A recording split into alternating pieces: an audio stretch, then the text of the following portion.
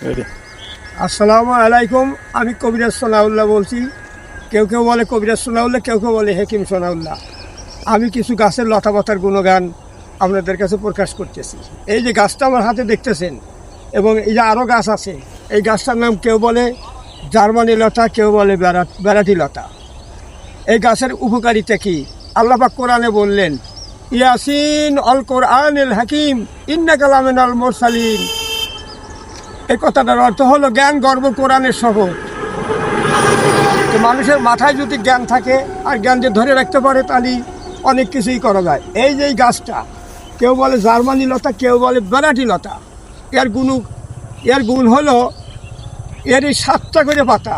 এই যে পাতা দেখতেছেন, এই 7টা করে পাতা, এর এই 7টা পাতা প্রতিদিন সকালবেলা থেতো করে পানির সাথে মিশিয়ে, আধবা পানির মধ্যে মিশিয়ে দিয়ে যদি প্রতিদিন খায়, তার কী কী উপকারিতা হবে আমি বলতেছি, আপনারা শোনেন। 1 নম্বর উপকার হবে, পেটে গ্যাস থাকবে না।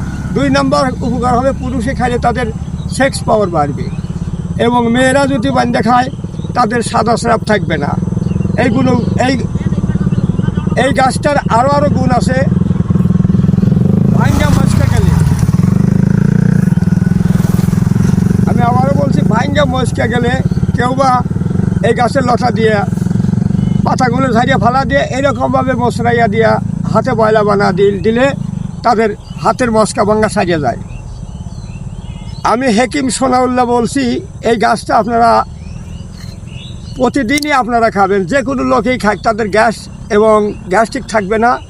মূল কথা, গ্যাস্ট্রিক থাকবে না 1 নম্বর। 2 নম্বরে পুরুষে খাইলে, বান্ধে যদি খায়, তাদের সেক্স পাওয়ার বাড়িয়ে যাবে। আর মেয়েরা খালে তাদের সাদা স্রাব থাকবে না। এই বলেই আমি এই গাছের গুণবলী শেষ করে আমার মতো আমি বললাম। আসসালামু আলাইকুম।